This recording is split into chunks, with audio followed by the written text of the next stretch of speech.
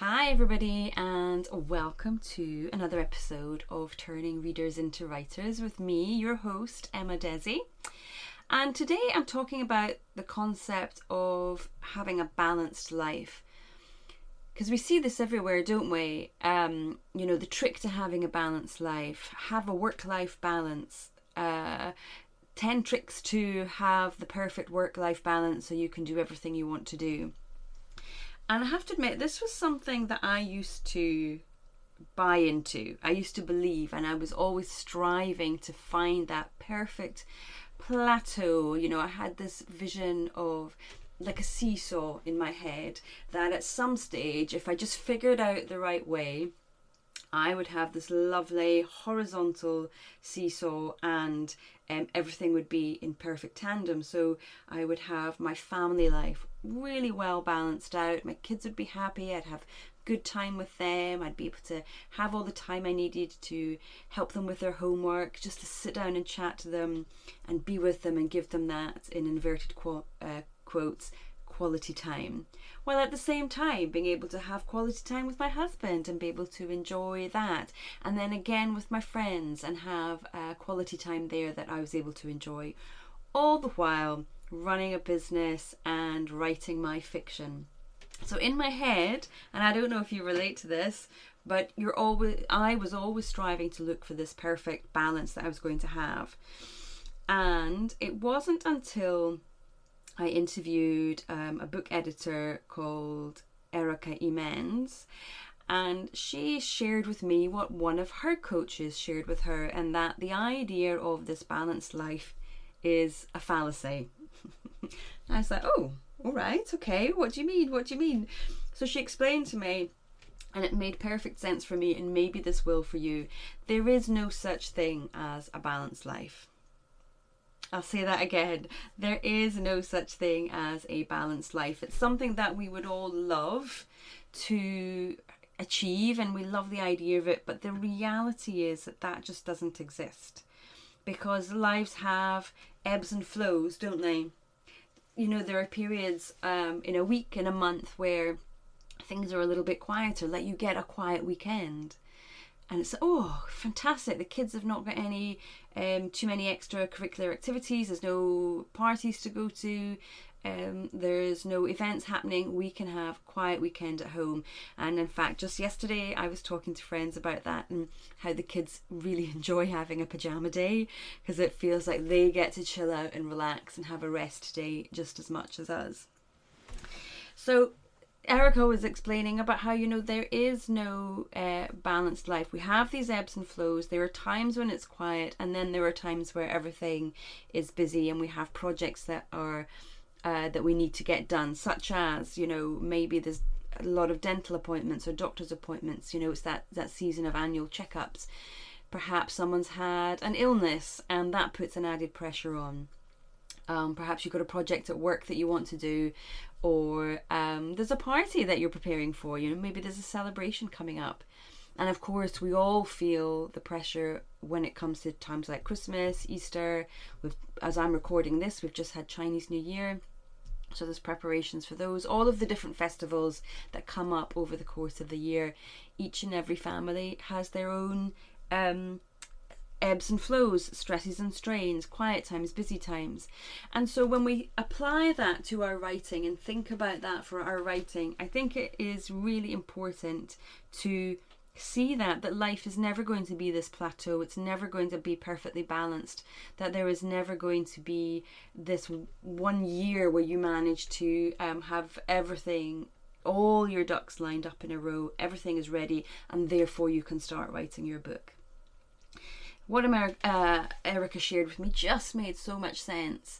And so I've shifted my thinking on this, and I want to share that with you, because I realised as I looked back over my own writing and what it's taken me to write a first draft, then revise, and then go through the publishing and the marketing side of it, I realised that she was right, that none of this was in perfect balance.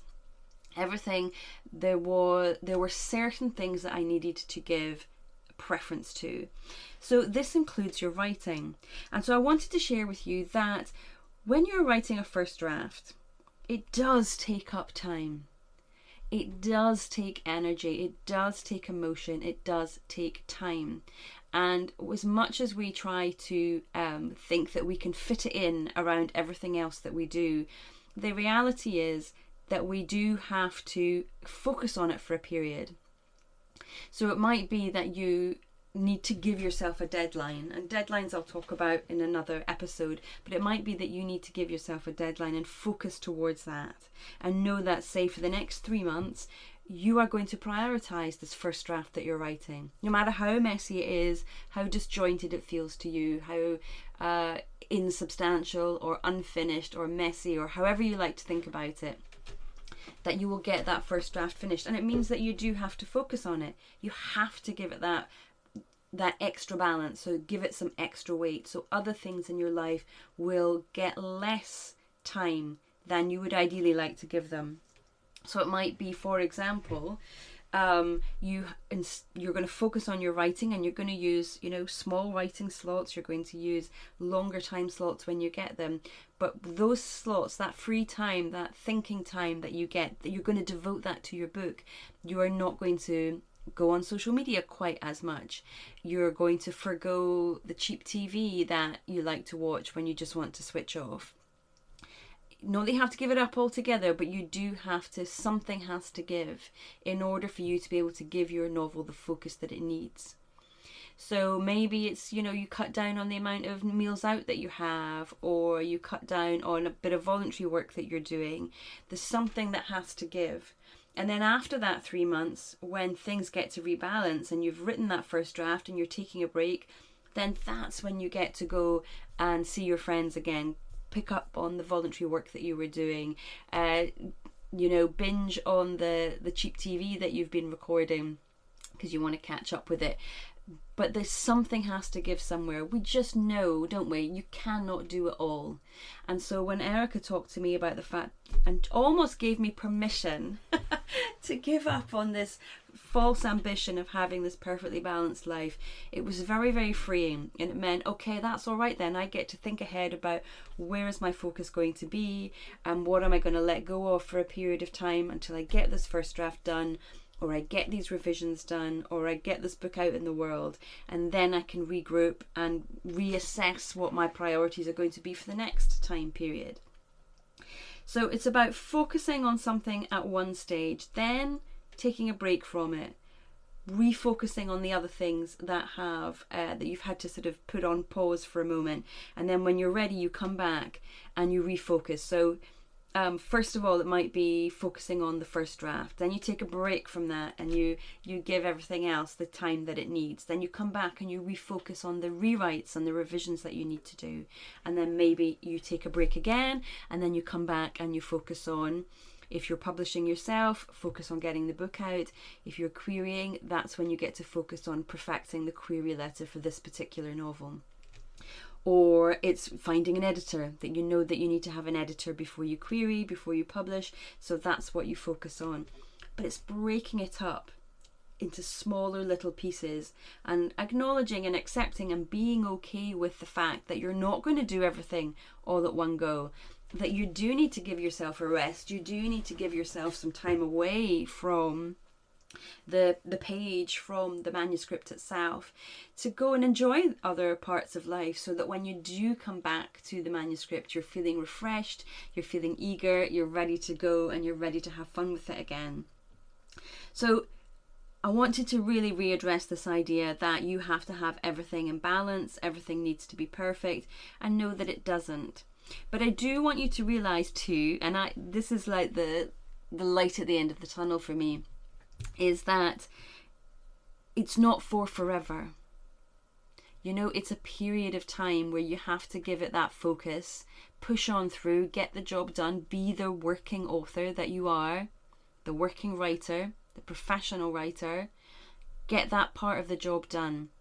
And then you get to take the break. There is light at that end. It's not that you're going to be first drafting for forever and ever and ever. There's ebbs and flows to your writing process, just as there is to your paid work process, as there is to your family life, peaks and troughs. So bear that in mind when you're next thinking about how you're going to find the time to write this novel, or if you're giving yourself the excuse that you're going to wait till everything is all lined up, till you've got this quiet time. And you know, quite honestly, if you're going to wait until you think that everything is ready, you probably, in fact, I can almost guarantee you are never going to write that book. It's never going to happen, because your life will never be all easy flowing and this just gentle ripple that will let you find that time to write. And do not be mistaken that your retirement is the time you'll get to do that, because retirement, oh my goodness, I don't know any retiree who has lots of time on their hands. There's always things to be done. It's just as busy as their working life, just in different ways. There's, you know, hobbies, there's friends, there's more time for holidays, there's more time for spending time with loved ones. But if you prioritize that writing for a few months and get that draft done, then you can catch up with everybody again at the end of that tunnel, at the end of that time block. And at the end of that time block, you'll have your novel. You'll have the basis of your novel. And I really want that for you. This is why you're doing this, why perhaps you're listening to this, is you've been struggling to write your first novel. You've been going round in circles, banging your head against a wall, and you want to get to the end of it. And time is an excuse that you've been giving yourself all this time. You've been saying, oh, I don't have the time, and then ignoring the fact that lots of other people are doing it. Other people are working, raising families, but squeezing that time into to write their books, because they're understanding they can't do everything, something's got to give, and if the book is enough of a priority, that will take up that chunk of time while you get that first draft written. So I hope that makes sense. I hope you have the same aha moment that I had when I spoke to Erica about that, and I will link to Erica's website so you can go and find out a little bit more about her. It was a really valuable conversation for me. Alright, my dears, I will leave it there for today. Go and have a think about this. What can you let go of in your life so that you can write this first draft, and that then you can then come back to once you've got the writing done. Alrighty, I shall see you next time.